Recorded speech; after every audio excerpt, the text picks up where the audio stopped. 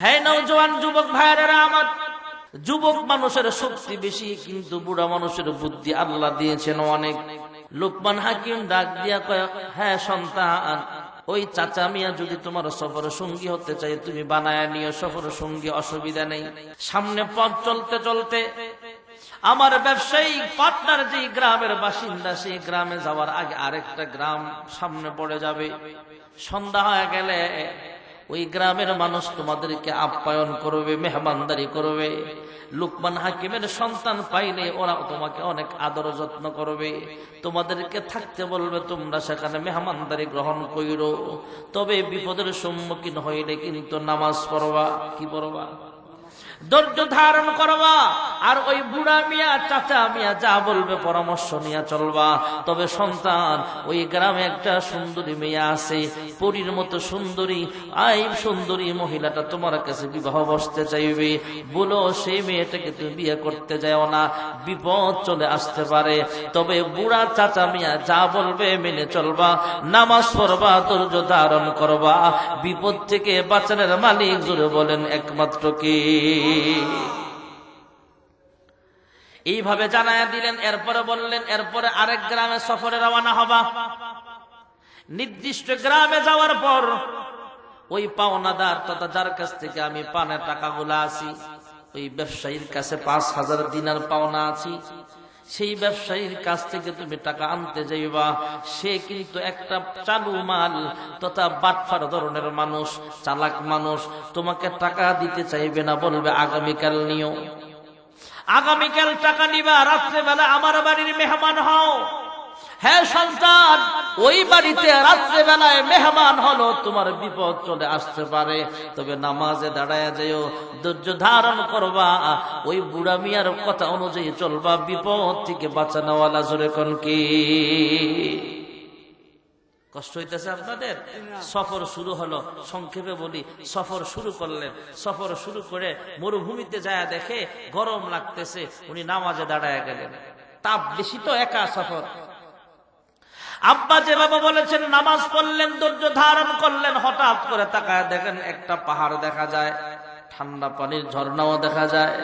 উনি ঠান্ডা পানির ঝর্ণা দিয়ে ওযু করলেন, পানি খাইলেন, বর্তনের গরম পানি ফালায় নতুন করে পানি ভরলেন।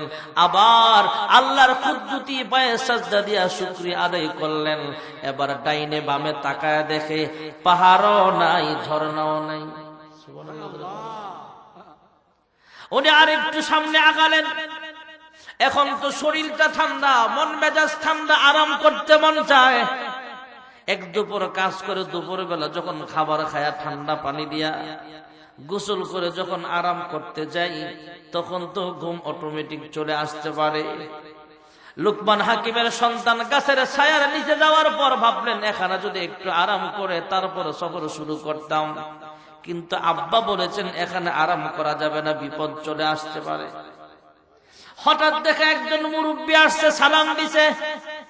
পরিচয় হলো, আমি তো লোকমান হাকিমকে চিনি, তুমি লোকমান হাকিমের সন্তান, যেহেতু তোমার সঙ্গে আমি সফর সঙ্গী হয়ে যায়। লোকমান হাকিমের সন্তান চাচা মিয়াকে সফর সঙ্গী বানায় নিলেন। কারণ আব্বাই তো বলেছেন চাচা যদি সফর সঙ্গী হতে যায় বানায় লইয়া উপকারে আসবে। সুবহানাল্লাহ কম না? বুড়া মানুষের বুদ্ধি কম না বেশি? ভাতিজা কি করতে পারি তোমার জন্য? আব্বা নিষেধ করেছেন গাছের নিচে আরাম করতে, কিন্তু আমার তো ঘুমাইতে মন চাইতেছে। ভাতিজা, জীবনে আমি বহুত ঘুমাইছি, তুমি ঘুমাও, আমি পাহারাদারি করব। সুবহানাল্লাহ কম না? লোকমান হাকিমের সন্তান গাছের ছায়ার নিচে আরাম করতেছে, আর চাচা মিয়া চতুর্দিকে গাছের নিচে হাঁটে আর পাহারা দেয়। হঠাৎ তাকায় দেখে দূর থেকে একটা বিষধর সাপ দৌড়ে আসতেছে, দ্রুত গতিতে আসতেছে। দ্রুত গতিতে আসতেছে তথা লোকমান হাকিমের সন্তানকে কামড় মারার জন্য আসতেছে। কারণ আব্বা নিষেধ করেছেন, আবার মুরব্বীর কথাও মানতে বলেছেন। মুরব্বী বলতেছে তুমি আরাম করো, যা সমস্যা হবে আমি দেখব। চাচা মিয়া গাছের ডাল ভাঙলেন, ওই সাপটাকে মারলেন। অর্ধেকটা সাপ লোকমান হাকিমের সন্তানের যে ব্যাগ আছে, কাপড়ের ব্যাগ, পলিথিন দিয়ে পেঁচায় এটার ভিতরে ঢুকায়া দিছে। আর লেজের সাইডের যে সাপটা, মরা সাপটা সামনে ফালা রাখছে, একটু পরে যখন লোকমান হাকিমের সন্তানের ঘুম ভাঙছে, তখন ডাক দিয়া কয়, ভাতিজা, তোমার বিপদ চলে আসছিল, এই যে সাপ মাইরা রাখছি, কিন্তু অর্ধেক সাপ যে তার ব্যাগে রাখছে এটা এখনো প্রকাশ করে নাই।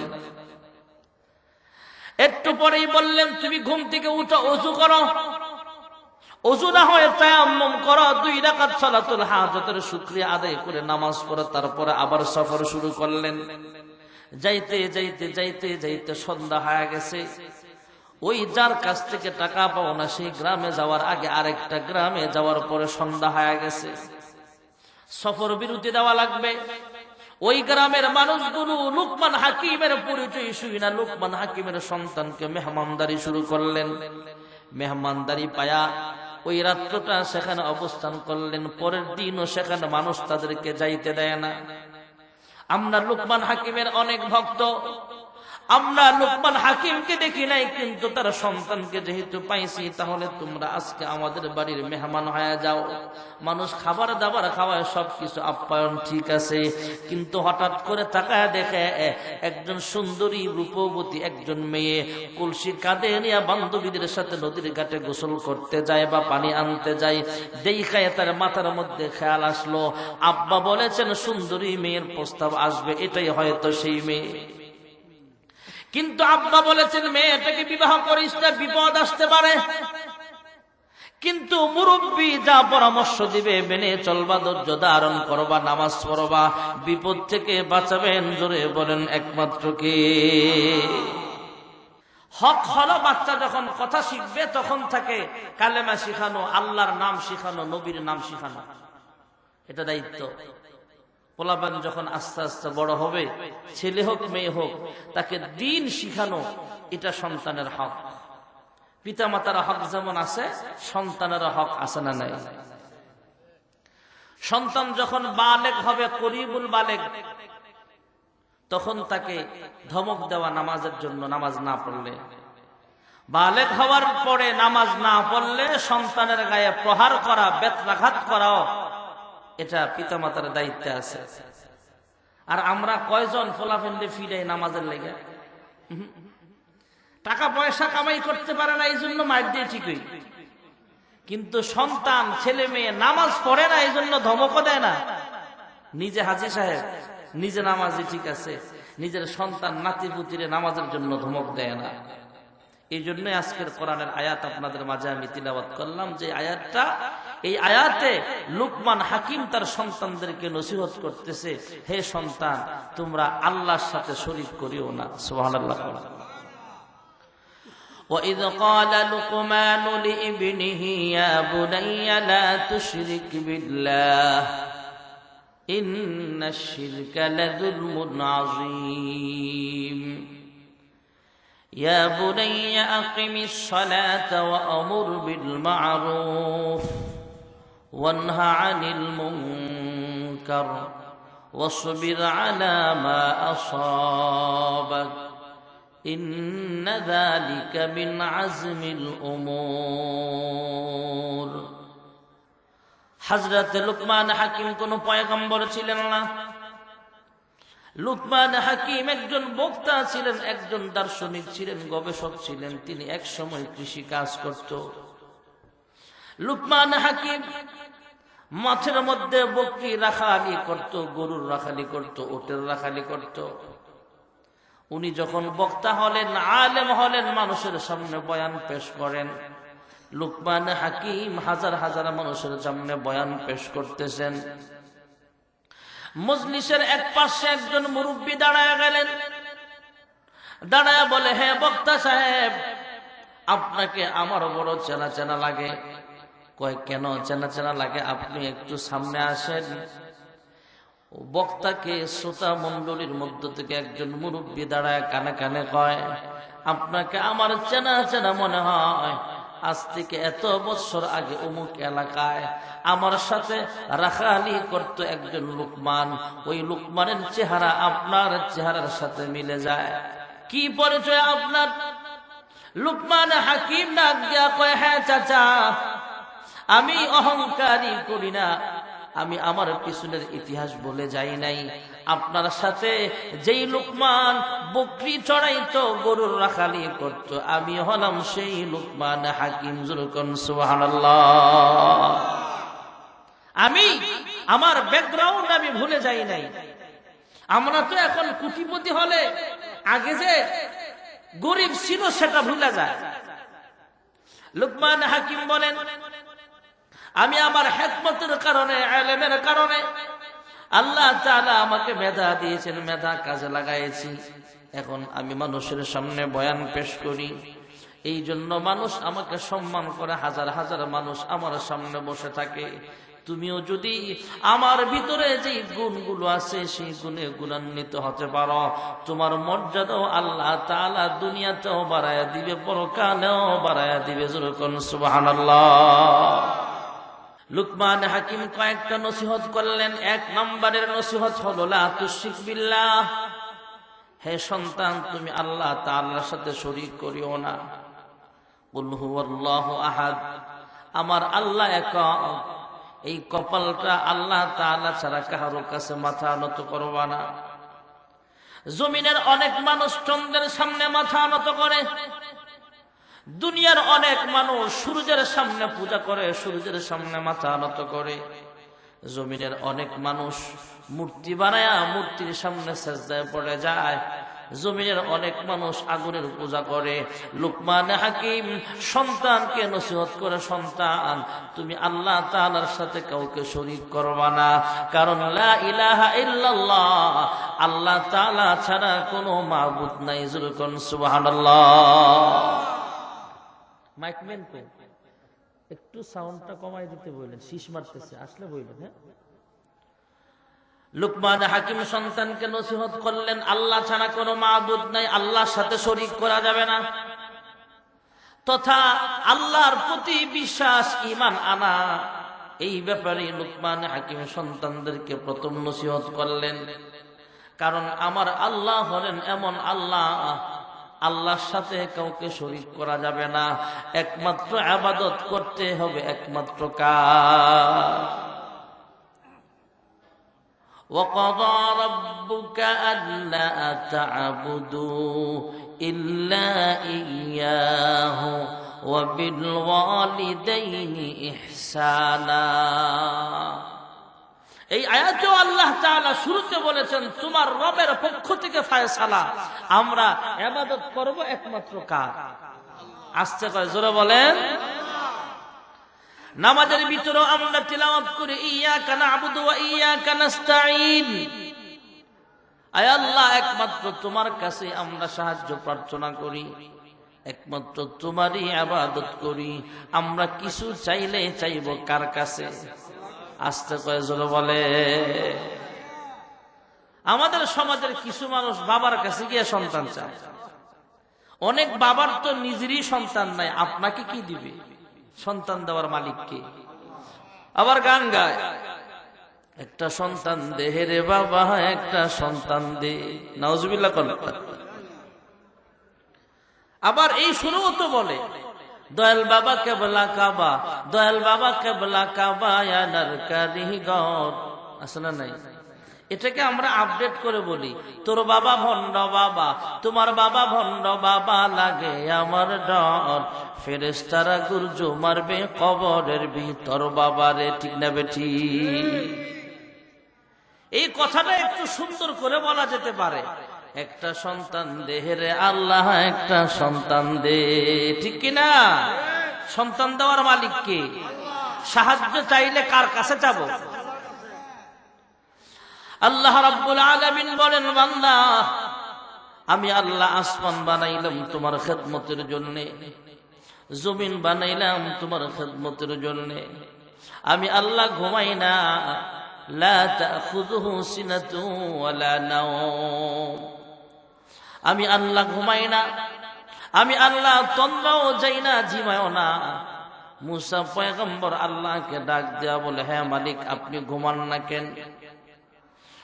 আল্লাহ তাআলা জবাব দেয়, হ্যাঁ মুসা, আল্লাহ এবং বান্দার মধ্যে যত ব্যবধান, এর মধ্যে একটা ব্যবধান হলো আমার বান্দা বান্দিরা ঘুমাবে, আল্লাহ কখনো ঘুমাবে না।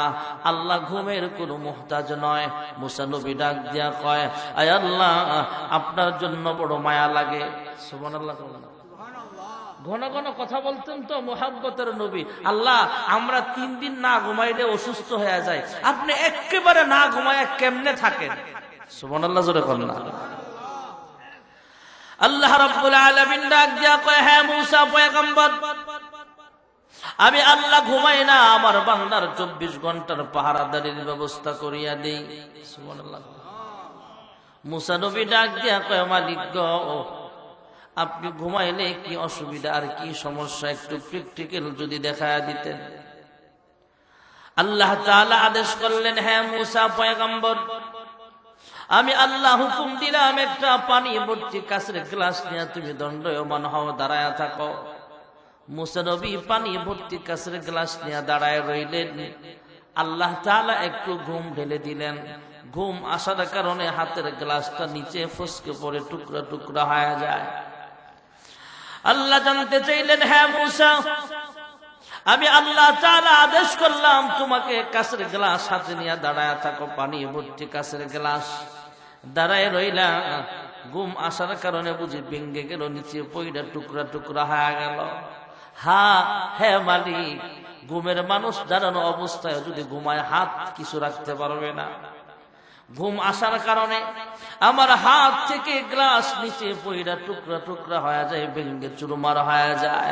আল্লাহ ডাক দিয়া কয়, হে মুসা, তুমি ঘুম আসার কারণে একটা কাচের গ্লাস হাতে ধরে রাখতে পারো নাই, আর আমি আল্লাহর কুদরতি হাতে শুধু একটা কাচের গ্লাস নয়, 7 আসমান 7 জমিন, আরশ, কুরসি, লৌহ কলম, জান্নাত জাহান্নাম সহ পুরো কায়নাত পরিচালিত হয়। আমি আল্লাহ যদি ঘুমায় যাই সব ধ্বংস হয়ে যাবে। আমি আল্লাহ ঘুমাই না, আমার বান্দা বান্দির 24 ঘন্টার পাহারাদারির ব্যবস্থা করে দেই। হ্যাঁ মুসা পয়গম্বর, আমার বান্দা ঘুমায়, আমি আল্লাহ যদি ঘুমায় যায়, আমার বান্দা তো ফজরের ওয়াক্তে উঠে আমি আল্লাহর পায়ে সেজদা দিবে। আমার বান্দা বান্দির ঘুমের ডিস্টার্ব হতে পারে। বিষাক্ত কোন ছোট্ট মাখলুক আমার বান্দার কানের ছিদ্র দিয়ে ঢুকে যেতে পারে। বিষাক্ত পিঁপড়া, বিষাক্ত সাপ বিচ্ছু ছোট আকারে আমার বান্দার নাকের ছিদ্র দিয়ে ঢুকে যেতে পারে। আমার বান্দার ঘুমের ব্যাঘাত হবে। আমার বান্দা তো ফজরের ওয়াক্তে নামাজে দাঁড়ায় যাবে। তাই আমি আল্লাহ ঘুমাই না, আমার বান্দার আরামের ঘুমের ব্যবস্থা করিয়া দেই। দুনিয়ার মানুষ সবাই ঘুমায়, কিন্তু আমার আল্লাহ ঘুমায় না। আল্লাহ ডাক দিয়া কয়, হ্যাঁ মুসা পয়গম্বর, আমি আল্লাহ যদি ঘুমায় যাই, গভীর রজনীতে আমার কোন বান্দা বান্দি যখন তাহাজ্জুদের মুসল্লায় দাঁড়ায় যাবে, 2 হাত তুলে দোয়া করবে, হ্যাঁ মালিক, তুমি ছাড়া কারি কাছে আমরা করি বরদান, তুমি বিনে কে বুঝিবে মনেরই বেদন। হ্যাঁ পরবর্তীকার আলম, আমার স্ত্রী সন্তানরাও ঘুমায়, জঙ্গলের মাখলুক গুলো পর্যন্ত ঘুমায়, আশপাশের সব মানুষগুলো ঘুমায়। চেয়ারম্যানের দরওয়াজা বন্ধ, মেম্বারের দরওয়াজা বন্ধ, এমপি সাহেবের দরওয়াজায় তালা দেওয়া। আয় আল্লাহ, আমার জীবনের গুনাহের গাঁটটি মাথায় নিয়ে তোমার কাছে মাফ চাই, তুমি আমাকে মাফ করে দাও। তাহাজ্জুদের মুসল্লায় দাঁড়ায়া আল্লাহর কাছে চায়, আল্লাহর কাছে কান্দে, এমন মানুষ এখনো জমিনে আছে না নাই? আল্লাহ ডাক দেয়া কয়, গভীর রজনীতে আমার কোন বান্দা বান্দি যদি বিপদের সম্মুখীন হয়ে যায়, রাস্তা দিয়ে অন্ধকারের মধ্যে হাঁটতেছে, হঠাৎ করে বাঘের সামনে পড়ে গেল, সাপের সামনে পড়ে গেল, ভয়ঙ্কর কোন অবস্থা তার তৈরি হয়ে গেল, তখন আমার বান্দা আমি আল্লাহকে ডাক দিবে। তখন আমি আল্লাহ যদি ঘুমায়া থাকি, আমার বান্দাকে কে বাঁচাবে? এই মায়ায় আমি আল্লাহ ঘুমাই না। আমার কোন বান্দা বান্দি যখন গভীর রজনীতে আমি আল্লাহর কাছে মাফ চাইবে, আমি আল্লাহ তাআলা আমার বান্দা বান্দির জিন্দেগীর সব গুনাহ খাতাগুলো মাফ করে দেব। ক্ষমা চাও ডুবে যদি পাপ দরিয়ায়, ক্ষমা করে দিবেন প্রভু দয়া বিলায়। দরগাহে কেন তার,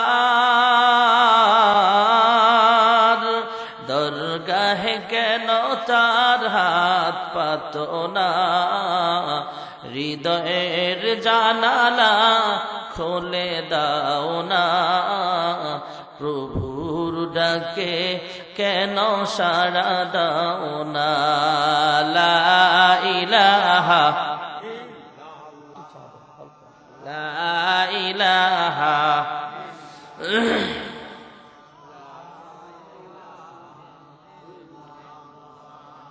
লা ইলাহা লা ইলাহা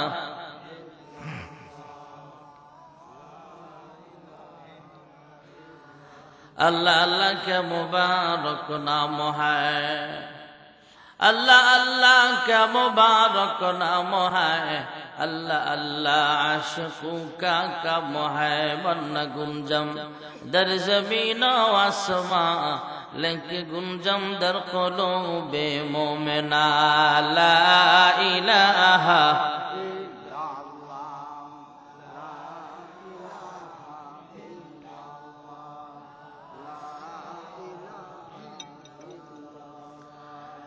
لا إله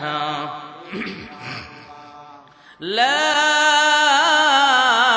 إله إلا الله محمد رسول الله সাল্লাল্লাহু আলাইহি ওয়াসাল্লাম। এজন্য লুকমান হাকিম বলতেছেন, হে সন্তান তুমি আল্লাহর সাথে শরীক করিও না। সুবহানাল্লাহ। আমাদের রিজিকের মালিক কে? জোরে বলেন কে? কথা বলার শক্তি কে দিছেন? আমাদেরকে বাঁচায় রাখছেন কে? আমাদের মরণ দেওয়ার মালিক কে? সব কিছুর মালিক আল্লাহ। আল্লাহর সাথে শরীক করা যাবে না। বাবা তার সন্তানকে বলতেছে, সুবহানাল্লাহ বলেন। হযরত লুকমান হাকিম আরো নসিহত করলেন, ইয়া বুনাইয়া আকিমিস সালাহ, হে সন্তান তুমি নামাজ কায়েম করো, নামাজ আদায় করো। আমরাও আমাদের সন্তানদেরকে নসিহত করব, হে সন্তান হাসরের মাঠে ইবাদতের মধ্য থেকে সর্বপ্রথম যে ইবাদতের হিসাব নেওয়া হবে, সেই ইবাদতের নাম হলো 5 ওয়াক্ত নামাজ। সুবহানাল্লাহ। قال رسول الله صلى الله عليه وسلم أول ما يحاسب به العبد يوم القيامة الصلاة أو كما قال النبي عليه الصلاة والسلام। তাহলে হাসরের মাঠে ইবাদতের মধ্য থেকে সর্বপ্রথম যে ইবাদতের হিসাব নেবে তার নাম কি? সবাই জোরে কর। কয় ওয়াক্ত নামাজ? শুধু আমাদের উপরে ফরজ না, মহিলাদের উপরও? পুরুষ মহিলা সবার উপরে 5 ওয়াক্ত নামাজ ফরজ। লুকমান হাকিম দ্বিতীয় নসিহত করলেন, হে সন্তান তুমি নামাজ পড়বা। ওয়া'মুর বিল মা'রুফ ওয়ানহা আনিল মুনকার ওয়াসবির আলা মা আসাবাক। হে সন্তান তোমার প্রতি নসিহত হলো, 3 নম্বরের নসিহত হলো সৎ কাজের আদেশ করবা। 4 নম্বরের নসিহত অসৎ কাজের নিষেধ করবা। সৎ কাজের আদেশ, অসৎ কাজের নিষেধ করতে গেলে বিপদের সম্মুখীন হওয়া লাগতে পারে, তখন ধৈর্য ধারণ করবা। এটাও একটা নসিহত। জোরে করুন সুবহানাল্লাহ। হযরত লুকমান হাকিমকে আল্লাহ তাআলা এমন জ্ঞান দান করেছেন, আপনাদের কষ্ট হবে না তো? একটু লম্বা হতে পারে, আর একটু সময় লাগতে পারে, একটু বসবেন না ইনশাআল্লাহ। হযরত লুকমান হাকিমকে আল্লাহ এত মেধা দিয়েছেন, উনি যদি রাস্তা দিয়া যায়, এই গাছের পাতা থেকে আওয়াজ আসতো, হে লুকমান হাকিম এই গাছের মধ্যে অমুক রোগের ঔষধ আল্লাহ দিয়া রাখছে। সুবহানাল্লাহ জোরে কইলেন না? গাছের ফুল থেকে আওয়াজ আসতো, হে লুকমান হাকিম এই গাছের ফুলটার ভিতরে অমুক রোগের ঔষধ আছে। সুবহানাল্লাহ জোরে কইলেন। হযরত লুকমান হাকিমের কাছে একটা মুরব্বি বেচারা আসছে। মুরব্বি মানুষ, অসুস্থ মানুষ, আইসা সালাম দিয়া কয়, হ্যাঁ লোকমান হাকিম, আপনার কাছে আমি আসছিলাম একটা ঔষধের জন্য। কয় কি ঔষধ? ওই আমাকে হাসপাতাল থেকে রিজাইন দিয়ে দিছে, বের করে দিয়েছে। হাসপাতালে আমার কোনো চিকিৎসা নাই। দেশের সবচেয়ে বড় হাসপাতাল থেকে আন্তর্জাতিক মানসম্মত একজন ডাক্তার দিয়ে চেক করাইলাম, পরীক্ষা নিরীক্ষা করাইলাম। ইনি আমাকে হাসপাতাল থেকে বের করে দিয়া কয়, আপনার কোনো ঔষধ নাই, কিছু দিনের মধ্যে নির্দিষ্ট সময়ের ভিতরে আপনার মরণ হয়ে যাবে। আল্লাহর বান্দা মুরব্বী মানুষ, তিনি আয়েশা লোকমান হাকিমের কাছে যখন ঔষধ জানতে চাইলেন, এই মুহূর্তে আমার বাঁচার কোনো উপায় আছে কিনা, লোকমান হাকিম ওই বুড়া বেচারার, মুরব্বী বেচারার চেহারার দিকে তাকায়া গবেষণা করলেন। ডাক দিয়া কয়, চাচা যান, আপনার যেই রোগ আছে সেই রোগের ঔষধ আমার কাছে নাই। সুবহানাল্লাহ। তিনি ডাক দিয়া কয়, হ্যাঁ লোকমান হাকিম, হাসপাতাল থেকে আমাকে বের করে দেওয়া হয়েছে, আমার চিকিৎসা নেই। এলাকার কয়েকজন মুরব্বীরা আমাকে আপনার কাছে পাঠাইল, আপনার কাছে কোনো সমাধান নাই। এই জামানার সবচেয়ে বড় মুহাক্কিক আলেম হাকিম হলেন আপনি। আপনার কাছে যেহেতু আমার কোনো চিকিৎসা নাই, তাহলে আমার কোনো বাঁচার উপায় নাই। তিনি হতাশ হয়ে লোকমান হাকিমের দরবার থেকে বের হয়ে গেলেন। বের হয়ে উনি আর বাড়ির দিকে যায় না। কয় এক সপ্তাহের ভিতরে যেহেতু আমার মরণ হয়ে যাবে, অথবা নির্দিষ্ট একটা সময় দিয়ে দিয়েছেন, 1 মাসের মধ্যে আপনি মারা যাবেন। 1 মাসের ভিতরে যেহেতু আমি মারাই যাব, মারা গেলে তো আমাকে কবরস্থানে দাফন করা হবে। আর আমার যে শারীরিক অবস্থা, বাড়িতে আমার কেউ খেদমত করতে চাইবে না। আমার শরীরে জ্বালা যন্ত্রণা, মরণ ব্যাধি, হয়তো আমার ক্যান্সার হয়ে গেছে, এমন রোগ হয়ে গেছে যে রোগের কোনো চিকিৎসা লোকমান হাকিমের কাছেও নাই। অতএব আমার যেহেতু কবরে যাওয়া লাগবে, বাড়িতে আর যায় কি লাভ? এই 1 মাস বা 1 সপ্তাহ সময় আমি কবরস্থানে কাটায় দেই। আল্লাহর বান্দা মুরব্বী মানুষ, হাসপাতালেও চিকিৎসা নাই, লোকমান হাকিমের কাছেও চিকিৎসা নাই। আল্লাহর বান্দা পুরাতন একটা কবরস্থানের গাছের নিচে সময় কাটায় দেয়। সুবহানাল্লাহ। আল্লাহর বান্দা সময় পার করে, দিনের পর দিন চলে যায়, রাতের পর রাত চলে যায়, সময়ের পর সময় চলে যায়। মাঝে মাঝে বৃষ্টির সিজন, মাঝে মাঝে বৃষ্টি হয়। হঠাৎ তাকায় দেখে অনেক ঝড় তুফান হইতেছে, বৃষ্টি হইতেছে। উনি একটা গাছের নিচে বসে আছেন। একটু দূরে একটা মানুষের ঠুলি দেখা যায়।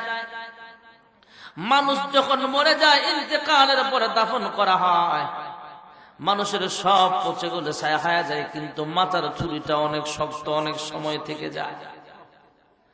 আমি অনেক পুরাতন কবরে মাথার ঠুলি দেখেছি ভাইয়ারা আমার, বাটির মতো দেখা যায়, মাঝখানে আবার একটা ফাঁকাও আছে। ভাইয়ারা আমার, বন্ধুরা আমার, আল্লাহর বান্দা তাকায় দেখে পুরাতন কবরস্থানের একটা লাশের একটা মাথার ঠুলি বাটির মধ্যে পড়ে আছে। এরকম প্লেটের মতো দেখা যায়, গর্তের মতো দেখা যায়, বাটির মতো পড়ে আছে। আর বৃষ্টির পানি সেখানে একটু জমে আছে। একটা বুড়া সাপ, বিষাক্ত একটা সাপ আস্তে আস্তে আস্তে আস্তে সামনের দিকে আসতেছে।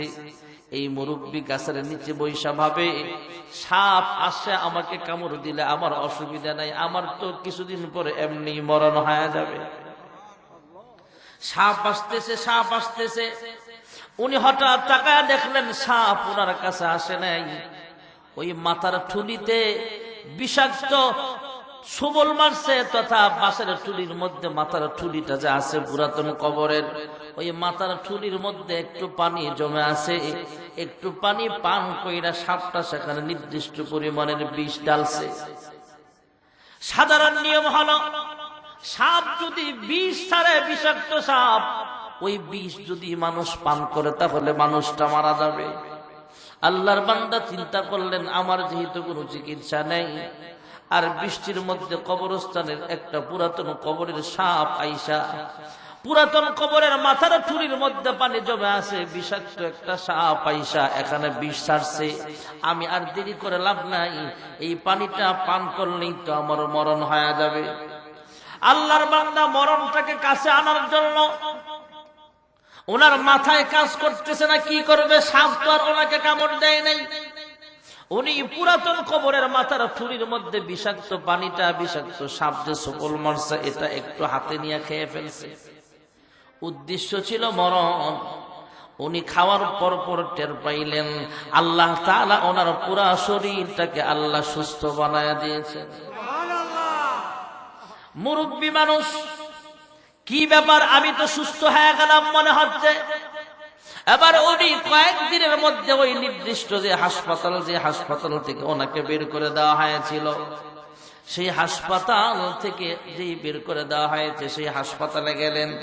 হাসপাতালে যায়া আন্তর্জাতিক মানের যে ডাক্তার আছে, ডাক্তারকে উনি চেক আপ করালেন।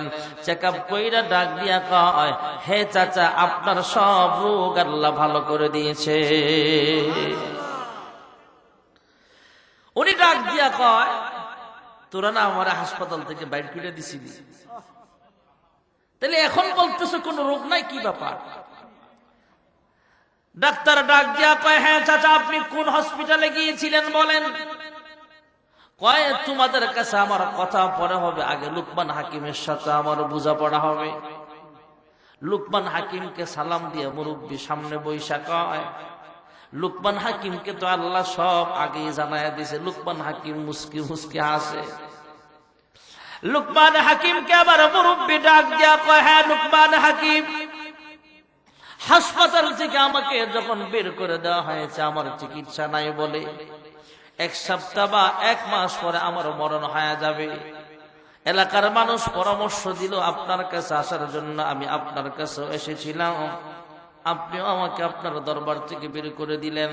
হ্যাঁ লুকমান হাকিম, এখন তো আমাকে আল্লাহ সুস্থ বানায় দিয়েছেন, আপনি আমাকে বের করে দিয়েছিলেন কেন?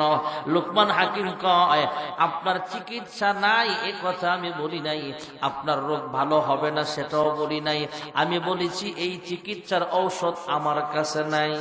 আমি মিথ্যা কথা কই নাই। সুবহানাল্লাহ। লুকমান হাকিম আবার মুরব্বিরে কয়, হ্যাঁ চাচা, আপনার বিস্তারিত ঘটনা আমাকে জানান। বিস্তারিত ঘটনা শোনার পর লুকমান হাকিম বলেন, আমি সেদিন আপনাকে বলেছিলাম আমার কাছে এই মুহূর্তে আপনার কোনো চিকিৎসা নাই। বলার কারণ হলো, আপনার চেহারার দিকে তাকায় আমি গবেষণা করে দেখতে পারলাম আপনার শরীরের যে রোগ আছে, এই রোগের চিকিৎসা হলো পুরাতন একটা কবরের মাথার ঠুলি থাকতে হবে, এত শত বছর আগের একটা মাথার ঠুলি লাগবে।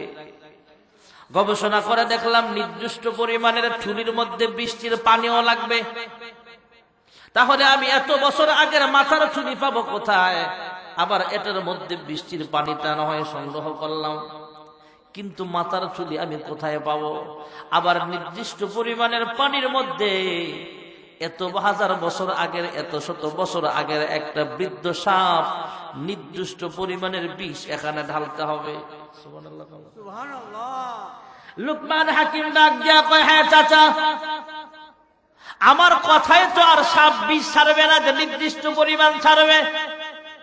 আমার কাছে পুরাতন কবরের মাথার ঠুলিও নাই, নির্দিষ্ট পরিমাণের বৃষ্টির পানি সেখানে রাখার যোগ্যতাও নাই। আর এত বছর আগের একটা পুরাতন সাপ, আমার কথাই তো আর সেখানে নির্দিষ্ট পরিমাণের বিষ ছাড়বে এমনটা নয়। আর এই বিষটাই হলো আপনার শরীরের ঔষধ। এই জন্য আমি বলেছিলাম আমার কাছে কোনো ঔষধ নাই। আর সেই বিষাক্ত সাপের বিষ পান করার পরে আল্লাহ আপনাকে সুস্থ বানায় দিছে। যেরকম সুবহানাল্লাহ। এই হলো লুকমান হাকিম। কষ্ট হচ্ছে নাকি আপনাদের? হযরত লুকমান হাকিম সন্তানকে নসিহত করে, হে সন্তান, আল্লাহর সাথে শরীক করিও না, নামাজ পড়ো, ধৈর্য ধরো, সৎ কাজের আদেশ করো, অসৎ কাজের নিষেধ করো। আজকে তো আমাদের সৎ কাজের আদেশ, অসৎ কাজের নিষেধ করতে যায় অনেক বাধার সম্মুখীন হওয়া লাগে। বিশেষ করে বিগত স্বৈরাচার শাসকরা ওলামাই কেরাম যখন হক কথা বলতো, তখন ওলামাই কেরামদেরকে ধমক দিত, হামলা করত, মামলা দিত, জেল খাটাইতো, এমনকি ফাঁসির মঞ্চ দাঁড় করায় দিত। ঠিক না বেটা? এই জন্য ওই বিপদের সময় ধৈর্য ধারণ করা। হযরত লুকমান হাকিমের একজন সন্তান ডাক দিয়া কয়, হে আব্বা জান, আমার কিছু টাকা পয়সা দেন, আমি ব্যবসা করতে চাই, আমি পার্সোনাল একটা বিজনেসে হাত দিব, আমি একটু স্বাবলম্বী হতে চাই, আমাকে ব্যবসার জন্য কিছু মূলধন দেন। লুকমান হাকিম ডাক দিয়া কয়, হ্যাঁ সন্তান, এই মুহূর্তে আমার কাছে কোনো টাকা পয়সা তোমাকে দেবার মতো নাই, তবে আমি একজন মানুষের কাছে 5,000 দিনার পাওনা আছি। তখনকার জামানায় 5,000 দিনার মানে এখনকার 5 কোটিরও বেশি হবে। হ্যাঁ সন্তান, তুমি যদি সেই টাকা আনতে পারো, সেই টাকা তুমি নিয়ে যাও। আমার একজন ব্যবসায়িক পার্টনার ছিল, আমার সাথে একসাথে ব্যবসা বাণিজ্য করত, সে আমার কাছ থেকে 5,000 টাকা নিয়েছিল, এখনো দেয় নাই। যাও যাও, তোমাকে নাম ঠিকানা সহ লোকেশন দিয়ে দিলাম, এখান থেকে অনেক দূর যাওয়া লাগবে তার বাড়িটা। তখনকার জমানায় বিমান ছিল না যে আপনি 6,000 কিলোমিটার 6 ঘন্টায় চলে যাবেন, হেঁটে হেঁটে যাওয়া লাগতে পারে। হ্যাঁ সন্তান, আমার যে ব্যবসায়িক পার্টনার, ওনার গ্রামে যাইতে হলে তোমাকে অনেক পরিশ্রম করা লাগবে। তুমি যাওয়ার সময় ঘর থেকে যখন গুছায় বের হবা, তখন তুমি আমার সাথে দেখা করবা। সন্তান এবার সফরে রওনা হবে। ব্যাগের ভিতরে মাল সামানা যা নেওয়ার, মালা বুদ্দা মিনহু, যা না হলেই নয়, সফরের সামানা যা প্রয়োজন তা সঙ্গে নিয়ে রওনা হয়ে যায়। বর্তনের মধ্যে পানিও আছে, শুকনা খাবারও রাখা আছে। বের হওয়ার সময় লুকমান হাকিম ডাক দিয়া কয়, সন্তান, তুমি বের হওয়ার সময় 2 রাকাত সালাতুল হাজতের নামাজ পড়ে বের হওয়া। আমরাও আমাদের সন্তানদেরকে জানায় দেব, সফরে বের হওয়ার সময় সম্ভব হলে 2 রাকাত নামাজ পড়ে বের হওয়া, এটা আমল। সুবহানাল্লাহ।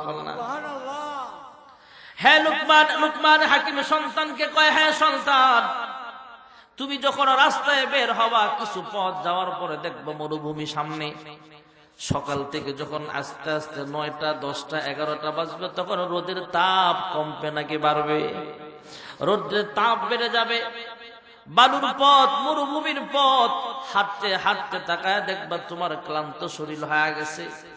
তখন যদি বিপদের সম্মুখীন মনে হয়, তোমার বিপদের সম্মুখীন মনে হয়, এমন তাপ দেখা যায়, আমার তো কষ্ট হয়ে যাবে, তখন নামাজে দাঁড়ায় যাইবা, নামাজ পড়বা, ধৈর্য ধারণ করবা, বিপদ থেকে আল্লাহ তোমাকে উদ্ধার করবে। জোরে কোন সুবহানাল্লাহ। বিপদ থেকে ঠিকই উদ্ধার করছে। সফরে বের হলেন, বিপদ, মরুভূমির উত্তপ্ত বালুর তাপ, শরীরটাও গরম, খাবার দাবারও গরম, পানির বোতলের পানিও গরম। উনি সালাতুল হাজতের নামাজ পড়ছে। বাবা যেমনে বলছে, নামাজ পড়ার পর তাকায় দেখে, লুকমান হাকিম আগেই জানায় দিয়েছিলেন, হ্যাঁ তুমি যখন সফরে বের হবা, সালাতুল হাজতের নামাজ পড়বা, তখন তাকায় দেখবা একটা সামনে বিশাল বড় একটা ঝর্ণা চলে আসবে। পাহাড় দেখবা, ঠান্ডা পানির ঝর্ণা তুমি খুঁজে পাইবা। সেখানে তুমি গোসল করা লাগে গোসল করবা, ওযু করা লাগলে ওযু করবা, শুকরিয়া আদায় করবা, সবর করবা। পুরাতন পানিটা তথা বর্তনের গরম পানিটা ফালায়া নতুন করে ঠান্ডা পানি ভরে নিবা। এরপরে সামনের দিকে সফর আগাইতে থাকবা। সামনে যায় দেখবা, যেহেতু এখন শরীর ঠান্ডা, মন ঠান্ডা, দিল ঠান্ডা, এখন দুপুর বেলা আরাম করতে মন চাইবে।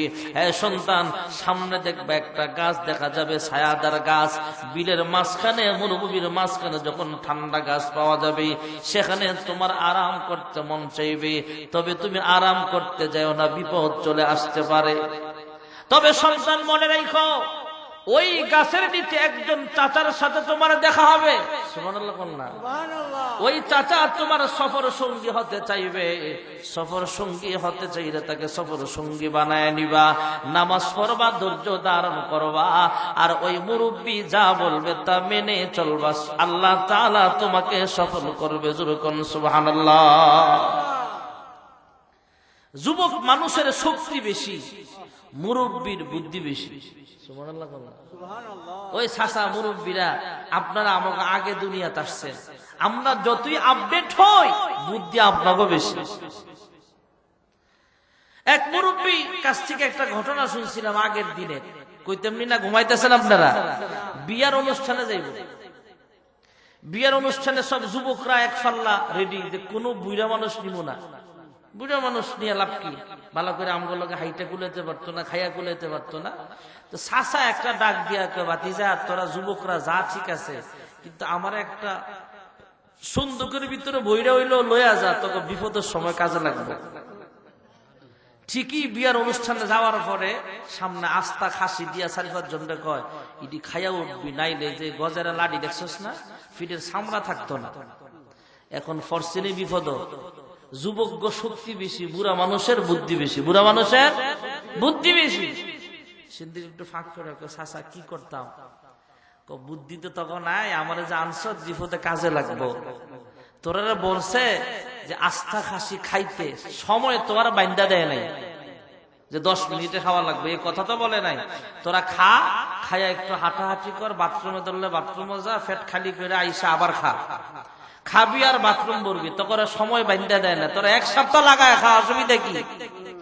বুড়া মিয়ার বুদ্ধিতে কাজে আসছে কি আসে নাই? হ্যাঁ নওজোয়ান যুবক ভাইয়েরা আমার, যুবক মানুষের শক্তি বেশি, কিন্তু বুড়া মানুষের বুদ্ধি আল্লাহ দিয়েছেন অনেক। লোকমান হাকিম ডাক দিয়া কয়, হ্যাঁ সন্তান, ওই চাচা মিয়া যদি তোমার সফর সঙ্গী হতে চাই, তুমি বানায় নিও সফর সঙ্গী, অসুবিধা নেই। সামনে পথ চলতে চলতে আমার ব্যবসায়ী পার্টনার যে গ্রামের বাসিন্দা, সেই গ্রামে যাওয়ার আগে আরেকটা গ্রাম সামনে পড়ে যাবে। সন্ধ্যা হয়ে গেলে ওই গ্রামের মানুষ তোমাদেরকে আপ্যায়ন করবে, মেহমানদারি করবে। লুকমান হাকিমের সন্তান পাইলে ওরা তোমাকে অনেক আদর যত্ন করবে, তোমাদেরকে থাকতে বলবে, তোমরা সেখানে মেহমানদারি গ্রহণ কইরো। তবে বিপদের সম্মুখীন হইলে কিন্তু নামাজ পড়বা। কি পড়বা? ধৈর্য ধারণ করবা। আর ওই বুড়া মিয়া চাচা মিয়া যা বলবে পরামর্শ নিয়ে চলবা। তবে সন্তান, ওই গ্রামে একটা সুন্দরী মেয়ে আছে, পরীর মতো সুন্দরী, সুন্দরী মহিলাটা তোমার কাছে বিবাহ বসতে চাইবে, বলো সেই মেয়েটাকে তুমি বিয়ে করতে যাও না, বিপদ চলে আসতে পারে। তবে বুড়া চাচা মিয়া যা বলবে মেনে চলবা, নামাজ পড়বা, ধৈর্য ধারণ করবা। বিপদ থেকে বাঁচানোর মালিক জোরে বলেন একমাত্র কে? এইভাবে জানায়া দিলেন। এরপরে বললেন, এরপরে আরেক গ্রামে সফরে রওনা হবা। নির্দিষ্ট গ্রামে যাওয়ার পর ওই পাওনাদার তথা যার কাছ থেকে আমি পানের টাকাগুলো আছি, ওই ব্যবসায়ীর কাছে 5000 দিনার পাওনা আছি, সেই ব্যবসায়ীর কাছ থেকে তুমি টাকা আনতে যাইবা। সে কিন্তু একটা চালু মাল তথা বাটফার ধরনের মানুষ, চালাক মানুষ, তোমাকে টাকা দিতে চাইবে না, বলবে আগামীকাল নিও। আগামীকাল টাকা নিবা, রাত্রেবেলা আমার বাড়ির মেহমান হও। হ্যাঁ সন্তান, ওই বাড়িতে রাত্রেবেলায় মেহমান হলো, তোমার বিপদ চলে আসতে পারে। তবে নামাজে দাঁড়ায় যেও, ধৈর্য ধারণ করবা, ওই বুড়া মিয়ার কথা অনুযায়ী চলবা, বিপদ থেকে বাঁচানোওয়ালা জোরে কোন কি? কষ্ট হইতেছে আপনাদের? সফর শুরু হলো, সংক্ষেপে বলি, সফর শুরু করলেন। সফর শুরু করে মরুভূমিতে যায় দেখে গরম লাগতেছে, উনি নামাজে দাঁড়ায় গেলেন। তাপ বেশি তো, একা সফর। আব্বা যেভাবে বলেছেন নামাজ পড়লেন, ধৈর্য ধারণ করলেন। হঠাৎ করে তাকায় দেখেন একটা পাহাড় দেখা যায়, ঠান্ডা পানির ঝর্ণাও দেখা যায়। উনি ঠান্ডা পানির ঝর্ণা দিয়া ওযু করলেন, পানি খাইলেন, বর্তনের গরম পানি ফালায় নতুন করে পানি ভরলেন। আবার আল্লাহর কুদরতি পায়ে সাজদা দিয়া শুকরিয়া আদায় করলেন। এবার ডাইনে বামে তাকায় দেখে পাহাড়ও নাই, ঝর্ণাও নাই। উনি আর একটু সামনে আগালেন। এখন তো শরীরটা ঠান্ডা, মন মেজাজ ঠান্ডা, আরাম করতে মন চায়। এক দুপুর কাজ করে দুপুর বেলা যখন খাবার খায়া ঠান্ডা পানি দিয়া গোসল করে যখন আরাম করতে যাই, তখন তো ঘুম অটোমেটিক চলে আসতে পারে। লুকমান হাকিমের সন্তান গাছের ছায়ার নিচে যাওয়ার পর ভাবলেন, এখানে যদি একটু আরাম করে তারপরে সফর শুরু করতাম। কিন্তু আব্বা বলেছেন এখানে আরাম করা যাবে না, বিপদ চলে আসতে পারে। হঠাৎ দেখে একজন মুরব্বী আসছে, সালাম দিছে। পরিচয় হলো, আমি তো লুকমান হাকিমকে চিনি, তুমি লুকমান হাকিমের সন্তান, যেহেতু তোমার সঙ্গে আমি সফর সঙ্গী হয়ে যায়। লোকমান হাকিমের সন্তান চাচা মিয়াকে সফরের সঙ্গে বানায় নিলেন, কারণ আব্বাই তো বলেছেন চাচা যদি সফরের সঙ্গে হতে যায় বানায় লয়ে উপকারে আসবে। সুবহানাল্লাহ কম না? বুড়া মানুষের বুদ্ধি কম না বেশি? ভাতিজা কি করতে পারি তোমার জন্য? আব্বা নিষেধ করেছেন গাছের নিচে আরাম করতে, কিন্তু আমার তো ঘুমাইতে মন চাইতেছে। ভাতিজা জীবনে আমি বহুত ঘুমাইছি, তুমি ঘুমাও, আমি পাহারাদারি করব। সুবহানাল্লাহ কন্যা। লুকমান হাকিমের সন্তান গাছের ছায়ার নিচে আরাম করতেছে, আর চাচা মিয়া চতুর্দিকে গাছের নিচে হাতে আর পাহারা দেয়। হঠাৎ তাকায় দেখে দূর থেকে একটা বিষধর সাপ দৌড়ে আসতেছে, দ্রুত গতিতে আসতেছে, দ্রুত গতিতে আসতেছে তথা লুকমান হাকিমের সন্তানকে কামড় মারার জন্য আসতেছে। কারণ আব্বা নিষেধ করেছেন, আবার মুরব্বীর কথাও মানতে বলেছেন। মুরব্বী বলতেছে তুমি আরাম করো, যা সমস্যা হবে আমি দেখব। চাচা মিয়া গাছের ডাল ভাঙলেন, ওই সাপটাকে মারলেন। অর্ধেকটা সাপ লুকমান হাকিমের সন্তানের যে ব্যাগ আছে, কাপড়ের ব্যাগ, পলিথিন দিয়ে পেঁচায় এটার ভিতরে ঢুকাইয়া দিছে। আর লেজের সাইডের যে সাপটা, মরা সাপটা সামনে ফালা রাখছে। একটু পরে যখন লোকমান হাকিমের সন্তানের ঘুম ভাঙছে, তখন ডাক দিয়া কয় ভাতিজা তোমার বিপদ চলে আসছিল, এই যে সাপ মাইরা রাখছি, কিন্তু অর্ধেক সাপ যে তার ব্যাগে রাখছে এটা এখনো প্রকাশ করে নাই। একটু পরেই বললেন তুমি ঘুম থেকে উঠো, ওযু করো, ওযু না হয় তায়াম্মুম করো, 2 রাকাত সালাতুল হাজতের শুকরিয়া আদায় করে নামাজ পড়ো। তারপরে আবার সফর শুরু করলেন। যাইতে যাইতে যাইতে যাইতে সন্ধ্যা হয়ে গেছে।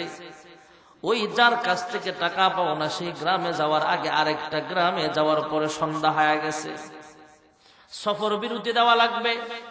ওই গ্রামের মানুষগুলো লুকমান হাকিমের পরিচয় শুই না লুকমান হাকিমের সন্তানকে মেহমানদারি শুরু করলেন। মেহমানদারি পায়া ওই রাত্রটা সেখানে অবস্থান করলেন। পরের দিনও সেখানে মানুষ তাদেরকে যাইতে দেয় না। আমরা লুকমান হাকিমের অনেক ভক্ত, আমরা লুকমান হাকিমকে দেখি নাই, কিন্তু তার সন্তানকে যেহেতু পাইছি, তাহলে তোমরা আজকে আমাদের বাড়ির মেহমান হয়ে যাও। মানুষ খাবার দাবার খাওয়ায়, সবকিছু আপ্যায়ন ঠিক আছে, কিন্তু হঠাৎ করে তাকায় দেখে একজন সুন্দরী রূপবতী একজন মেয়ে কলসি কাঁধে নিয়ে বান্ধবীদের সাথে নদীর ঘাটে গোসল করতে যায় বা পানি আনতে যায়। দেখায় তার মাথার মধ্যে খেয়াল আসলো, আব্বা বলেছেন সুন্দরী মেয়ের প্রস্তাব আসবে, এটাই হয়তো সেই মেয়ে। কিন্তু আব্বা বলেছেন মেয়েটাকে বিবাহ করিস না, বিপদ আসতে পারে। কিন্তু মুরব্বী যা পরামর্শ দিবে মেনে চলবা, ধৈর্য ধারণ করবা, নামাজ পড়বা, বিপদ থেকে বাঁচাবেন। জোরে বলেন একমাত্র কে? চাচারা ডাক দিয়া কয় হ্যাঁ চাচা, মেয়েটাকে দেখতে অনেক ভালো মনে হচ্ছে, দেখতে সুন্দরী মনে হচ্ছে, জীবনে এমন মেয়ে দেখি নাই। কিন্তু আব্বা বলেছেন আমি কিন্তু এই গ্রামে শ্বশুর বাড়ি বানানো যাবে না, বিপদ আসতে পারে। মুরব্বী ডাক দিয়া কয় তোমার আব্বা তো এ কথাও বলেছেন, আমি যা বলবো তা মানবা? কয় হ্যাঁ। আমার কথা অনুযায়ী কাজ করো, বিবাহ করো। তবে বাসর রাতে যখন বিবাহের পর যখন বাসর রাত্র করবা, বউর সাথে টাকা পয়সা লেনদেন হোক বা কথাবার্তার লেনদেন হোক, সব পরে যখন বিছানায় এক বিছানায় আরাম করবা, আরাম করার আগে আমার সাথে দেখা করবা। আমি বাহিরে ওয়েটিং করব, আমি দরজার বাহিরে দাঁড়ায় থাকবো, তুমি বাহিরে চলে আসবা। তোমার বউটাকে বাসর রাত্রে ঢুকে বেশি করে পানি খাওয়াইবা। পানি পান করাইবার পরে দেখবা তার পেশাবের হাজত হতে পারে। সে যখন বলবে আমি একটু বাহিরে টয়লেটে যাব পেশাব করতে, তখন তুমি বলবা তুমি নববধূ, তুমি বাহিরে যাওয়ার দরকার নাই, আমি বাহির থেকে তোমার জন্য একটা কমোড নিয়ে আসতেছি, সেখানে পেশাব করবা। যেই কথা সেই কাজ। বিবাহের কাজ সম্পন্ন হয়ে গেল।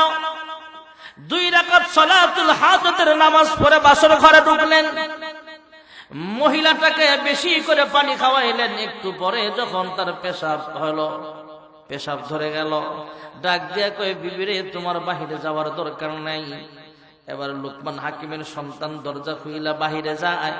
ওই চাচা মিয়া তো আগে থেকেই বাহিরে দাঁড়ানো আছে একটা পাতিলা নিয়া। ঢাকনাওয়ালা একটা পাতিলা নিয়ে বাহিরে দাঁড়িয়ে আছে। এই পাতিলাটা দিয়া কয়, ঢাকনা কিন্তু উঠায় তুমি দেখতে পারবা না। মহিলাটা পেশাব করার সময় এই পাতিলার মধ্যে পেশাব করাইবা, আর পেশাব করে যখন উঠে যাবে সাথে সাথে তুমি ঢাকনা দিয়ে ডাইকা বাহিরে চলে আসবা। যেই কথা সেই কাজ। মহিলাকে বর্তনে পেশাব করায় বাহিরে চলে আসছে। আসার পরে চাচা মিয়ারা ডাক দিয়া কয়, হ্যাঁ চাচা, এই পাতিলার মধ্যে শাঁসা ডাক দিচ্ছে, জীবন্ত কোন মাখলুক আওয়াজ শোনা যাচ্ছে। কয় ভাতিজারে, তোমার আব্বা সঠিক কথা বলেছেন। তোমার আব্বা বলেছিলেন তুমি যদি এই মেয়েটাকে বিবাহ করো তাহলে তোমার বিপদ চলে আসতে পারে। এই মেয়েটার আগে আরো 9টা বিবাহ হয়েছিল, 9 জন স্বামী বাসর রাত্রে দুনিয়া থেকে বিদায় হয়ে গেছে। এবার 10 নম্বরের স্বামী হলা তুমি। জন্মগতভাবে একটা কাল লাগিনি বিষাক্ত একটা সাপ তার তলপেটের মধ্যে ছিল। স্বামী যখন স্ত্রীর সাথে ঘুমাইতে যাইত তখন তাকে কামড় মেরে দুনিয়া থেকে বিদায় করা হতো। তোমার কাছে একটা জিনিস গোপন রাখছিলাম, ওই যে গাছের নিচে তুমি ঘুমাচ্ছিলা তখন তোমারকে একটা সাপ দেখাইছিলাম, অর্ধেকটা সাপ, কিন্তু বাকি অর্ধেকটা সাপ তোমার ব্যাগের ভিতরে পলিথিন দিয়ে রাইখা দিয়েছিলাম। বর্তনটা যখন দিয়েছিলাম তোমার বিবি পেশাব করার জন্য, বর্তনের ভিতরে অর্ধেকটা সাপ দিয়া তারপরে তোমাকে দিয়া পাঠায়া দিয়েছিলাম। মরা সাপটাকে দেখা এই মহিলার পেটের সাপটা বাহিরে আরেকটা সাপ দেখা এটার মারার জন্য লাফ মারছে, পেট থেকে নিচে নাই মারছে। হে বাতিজা, এখন আর কোনো রিস্ক নাই, সাপটাকে মারলাম, আল্লাহর শুকরিয়া আদায় করো। জ্যান্ত সাপটাকেও মারছে, মরা সাপের অর্ধেকটা আগেই মরা আছে। এবার তুমি বাসর রাত্র আরামসে করতে পারো, কোনো অসুবিধা নাই। সুবহানাল্লাহ বলেন। আল্লাহ তাআলা তোমাকে বড় বিপদ থেকে বাঁচায়া দিলেন। কয়েকদিন পর্যন্ত শ্বশুর বাড়িতে বেড়াইবার পরে ডাক দিয়া কয়, হে চাচা, যে কাজের জন্য আইছিলাম সেই কাজ তো এখনো হয় নাই। কাজ কি শ্বশুর বাড়ি না টাকা? জোরে কোন কি? 5000 দিনার পাওনা আছে আমার আব্বা, ওই কাজ তো এখনো বাকি আছে। চাচা মিয়া আবার লুকমান হাকিমের সন্তান সহ ওই গ্রামে চলে যায়। এদেরকে দেখে সুন্দরভাবে নাস্তা দিছে, বিস্কুট দিছে, ফল ফ্রুট দিছে, দিয়া কয় ভাতিজা, টাকা এখন দিতে পারবো না, সকালে নেওয়া লাগবে। রাত্রেবেলা তোমরা আমার বাড়ির মেহমান হয়ে যাও। আর লুকমান হাকিম বলে দিছে, হে সন্তান, বলেও ওই বাড়ির মেহমান হতে যায় না, বিপদ চলে আসতে পারে। তবে বুড়া মিয়ায় যা বলবে মানবা, ধৈর্য ধরবা, নামাজ পড়বা, বিপদ থেকে বাঁচাবে কে? চাচা কি করবো?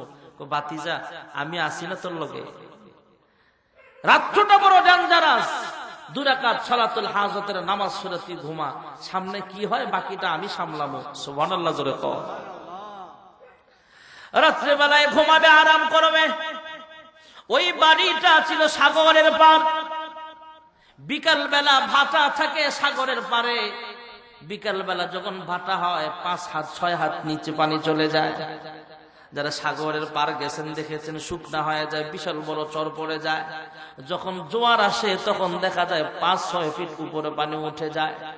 দোতলা একটা বাড়ি, দোতলার মধ্যে ওই বাড়িওয়ালার 2 ছেলে ঘুমায়, আর নিচতলায় মেহমানকে থাকতে দেয়। রাত্রে যখন মেহমান নিচতলায় ঘুমায়, গভীর রাত্রে যখন জোয়ারের পানি এসে যায় তখন মেহমান সেখানে পানিতে ডুবে মারা যায়। সকালবেলা লাশ বের করে তার সন্তানরা ঘুম থেকে উঠার আগে লাশ সাগরে ফালায়া দেয়। এমন খারাপ মানুষ, এমন খারাপ মানুষ ছিল বাড়িওয়ালা। আর সেই বাড়িওয়ালা ব্যবসায়ীর কাছ থেকে লুকমান হাকিমের সন্তান টাকা নেবার জন্য গেছে, নিচতলায় মেহমানকে ঘুমাইতে দিছে। ওই বাড়িওয়ালা যে এত খারাপ তার ছেলেরাও জানে না। 2 ছেলে উপরের তলায় ঘুমায়, নিচতলায় মেহমান ঘুমায়। সন্তানগুলো সকালে ঘুম থেকে জাগ্রত হওয়ার আগে লাশ সাগরে ফালায়া দেয়।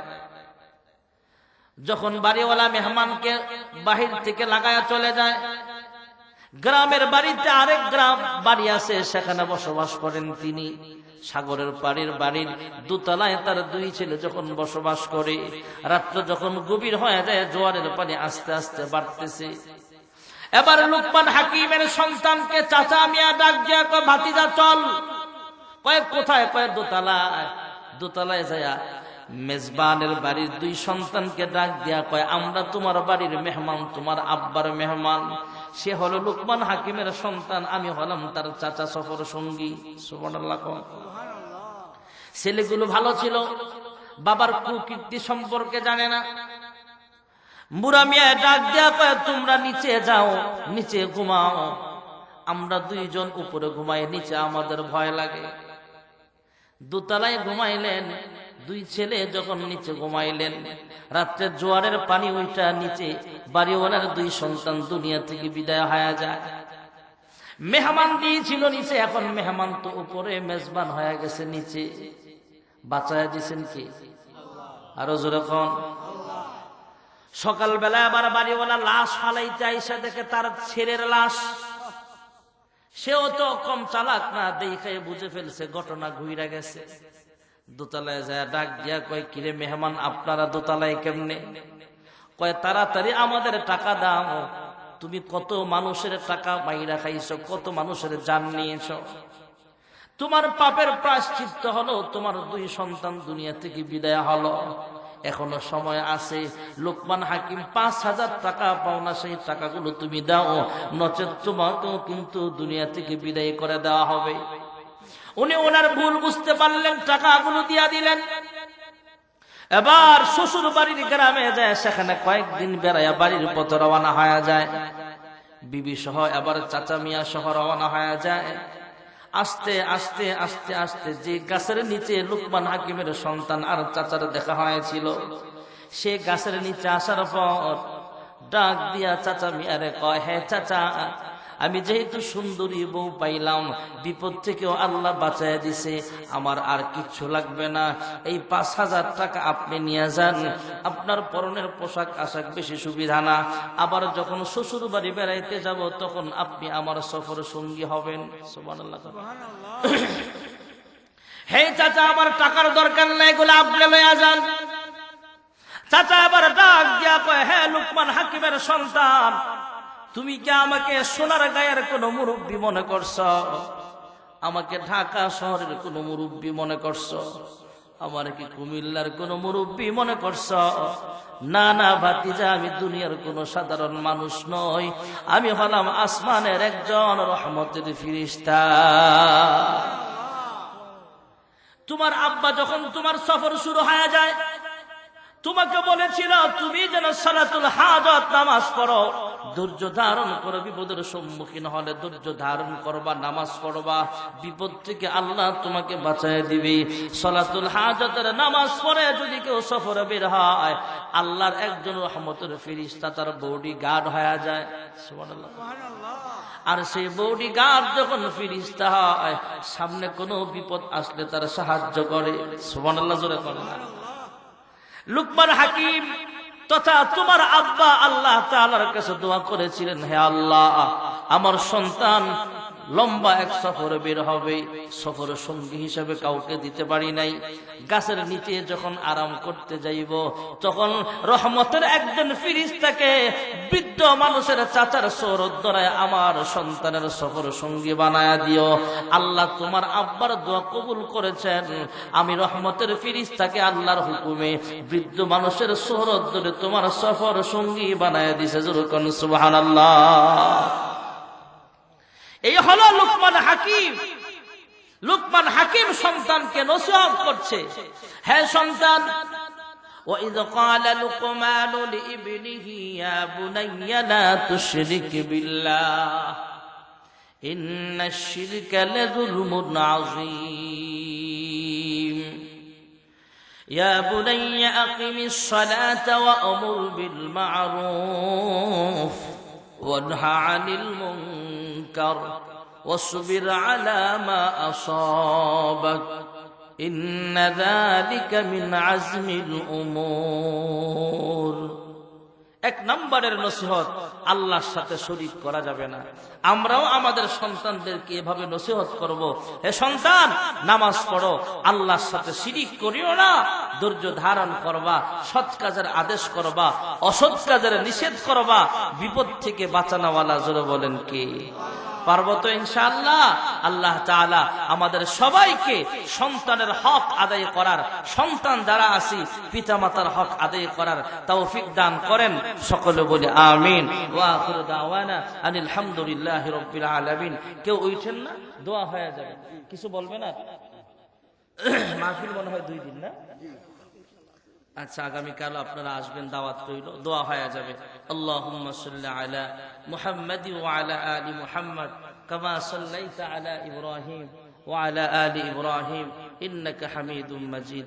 আল্লাহুম্মা বারিক আলা মুহাম্মাদ কামা বারাকতা আলা ইব্রাহিম ওয়া আলা আলি ইব্রাহিম ইন্নাকা হামিদুম মাজিদ। হুজুর দোয়া করেন।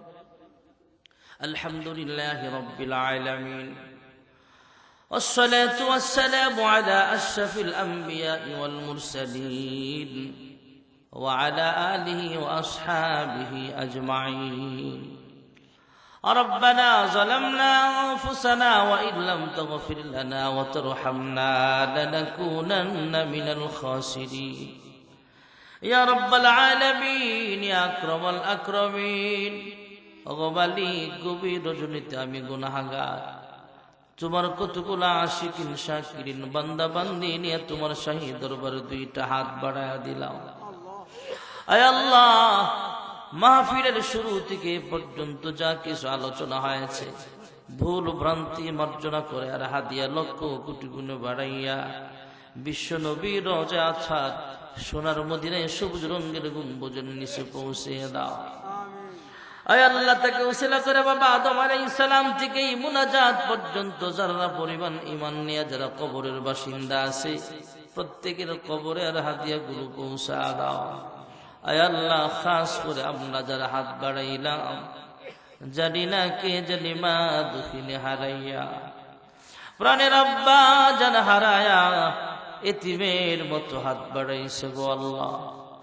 জানি না গো মালিক, কার মা বাবার কবর জাহান্নামের সাপ কামড়াইতেছে।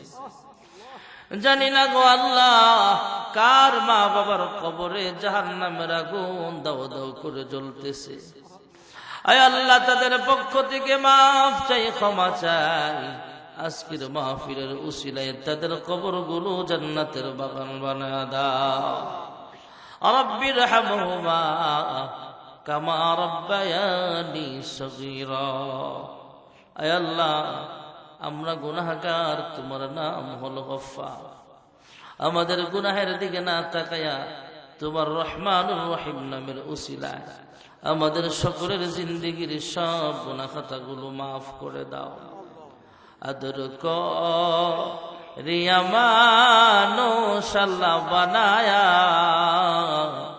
কেমনে দিবা জাহান্নামে ফেলিয়া। গুনার বোঝা মাথায় লয়া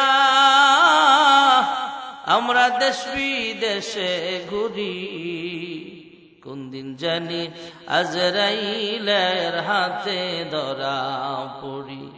কবরেরই আযাব যদি মানুষ দেখিত, ঘরবাড়ি ছাড়িয়ারে পাগল হইত। তুমি ছাড়া কারি কাছে আমরা করি বরদান, তুমি বিনে কে বুঝিবে মনেরই বেদন। তুমি যদি মাফ না কর আল্লাহ বান্দারে, বলো তোমার বান্দা যাবে কার কাছে। আয় আল্লাহ, দুনিয়ার ভিক্ষুক এক দরজা থেকে বিদায় করলে অন্য দরজায় যাওয়ার সুযোগ আছে। আমরা একমাত্র তোমার দরজার ভিখারি গো মাওলা, ফিরাইয়া দিও না। আমাদের সকলের জিন্দেগির সব গুনাহ খাতাগুলো মাফ করে দাও। যারা টাকা দিয়া পয়সা দিয়া সুপরামর্শ দিয়া মাদ্রাসার খেদমত করতেছে, মাহফিলের ইন্তজাম করেছে, প্রত্যেকের মনের নেক আশাগুলো পূরণ করে দাও। আয় আল্লাহ, এই মাদ্রাসার সাথে সম্পৃক্ত অনেকে কবরে আছে, প্রত্যেককে তুমি মাফ করে দাও। এই মাদ্রাসার সকল হাজাত তুমি গায়বী খাজানা থেকে পূরণ করে দাও। আয় আল্লাহ, যারা হাত বাড়াইছে প্রত্যেকের মনের নেক আশাগুলো পূরণ করে দাও। মা বোনদেরকে পর্দা নিশি না বেদা জাহেদা সালেহা বানায়া দাও। আয় আল্লাহ, জানি না কোন দিন জানি মালাকুল মউত আজরাইল আমার সামনে হাজির হয়ে যাবে।